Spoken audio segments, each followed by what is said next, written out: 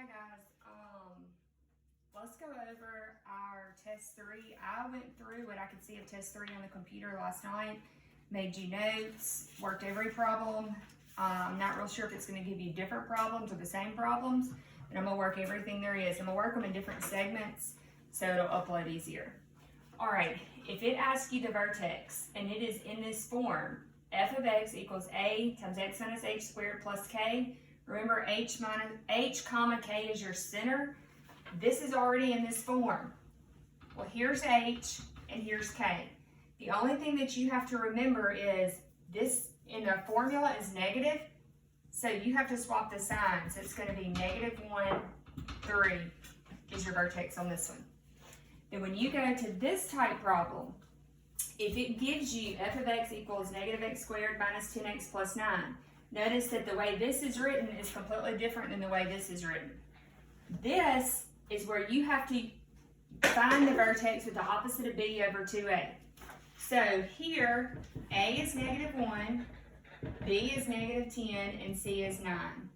So the opposite of b over 2 times a. So -10 over -2. -10 divided by -2 is 5. Then it becomes negative. So this is your x point of your vertex is -5. Now, all of this right here means the function of the opposite of b over 2a means you plug -5 in your function to find the y point. So -5 squared minus 10 times -5 plus 9. That's and this is 25 plus 50 plus 9. So you have 25, wait, no, that's positive 25. So -25 plus 50 plus 9 gives you 34. So your vertex is -5, 34. And that's what the question asked you on both of these, was simply just state the vertex. Okay? Now,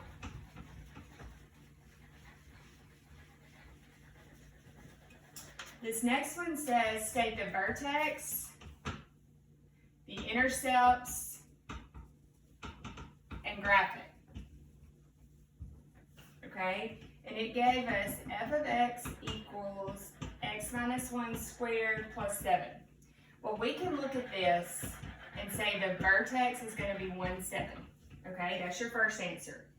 Now, to find your intercepts, so this is your vertex. Now your intercepts, you can say 0 equals x minus 1 squared plus 7. And then y equals 0 minus 1 squared plus 7. You substitute 0 in for y, and here you're going to substitute 0 in for x. So this is to find your x intercepts. This is to find your y intercept. Okay, now you subtract 7. -7 equals x minus 1 squared. Take the square root. So you have the square root of plus or minus the square root of -7 equals x minus 1. Okay? You can't have this. You cannot have the square root of a negative. So there is no x intercept. Okay? Now, that's a 2, sorry. Here, if you have y equals -1 squared plus 7, so y equals 1 plus 7, y equals 8. So no x-intercept, your y-intercept is 8. Now, when you sketch this off, now of course on your test you'll be able to move your dots and fix it, okay? You know your y-intercept is right here at 8, okay? There is no x, so it's not going to touch this. But we know your vertex is over 1 and up 7. Now, here's how you have to know whether your graph goes down or does your graph go up. It's the only thing you have to know when you graph this once you have these 2 points, because you're going to plot your vertex first, then you're going to drag your point to this 8, and it's going to automatically give you your parabola. It does open up though, because right here, your slope is positive, okay? So if your slope were not positive, it would go down. Now, in the same type question,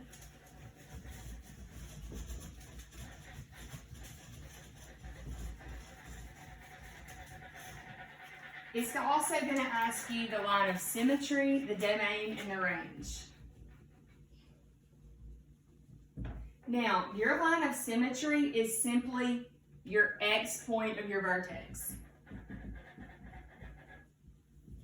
So, but when you type it in, you can't just type 1. You've got to type X equals 1. That is your line of symmetry, okay? Now, your domain, it goes as far as it can, left and right. So it's negative infinity to positive infinity. In your range in this problem, the furthest it goes down,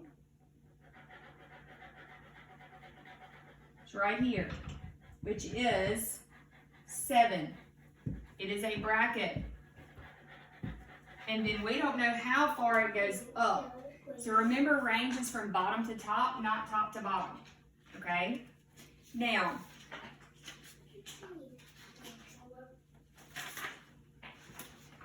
let me work one more kind of on those same lines.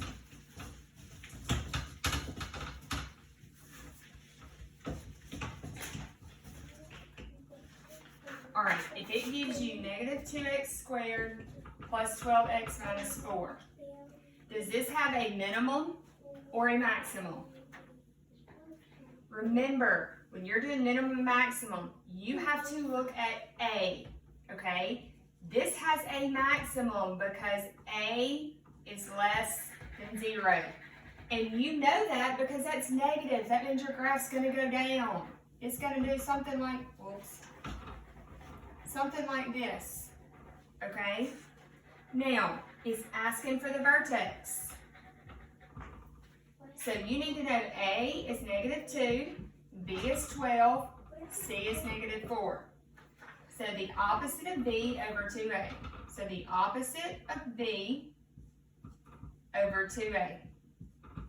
So it's 12 over negative 4, which is negative 3, and the double negatives make a positive. So that is your X point. You've got to plug it in. So negative 2 times 3 squared plus 12 times 3 minus 4. So negative 2 times 9 plus 36 minus 4 gives you negative 18 plus 36 minus 4, which gives you 14. So that's your Y part of your vertex. So when you put all that together, your vertex is 3, 14. Okay? Now, when you type this in, you can type your vertex in just like that, but the next question it's going to ask you is, it have minimum or maximum? Well, we already stated it has a maximum point. You need to know the maximum value is 14 at x equals 3. 14 is because it's your Y point, okay? That's as far up the Y-axis as it's going to go. So your maximum is 14 at your X point, which is 3. If you don't type it in like that, it's got a blank here and a blank here. You're going to have to type that in, okay? And then your domain, same thing, negative infinity to infinity. And your range is going to be negative infinity to 14, because we stated that it's going to go like this because the 2 is negative. So it has a maximum point. When you're coming from the bottom, you don't know how far you're coming up, but you know this point right here on your graph is whatever your Y point is, which is going to be your highest point. So the one thing that I wanted to make sure you typed in correctly is this maximum value is 14 at x equals 3, okay? If you don't put it that way, it's not going to work.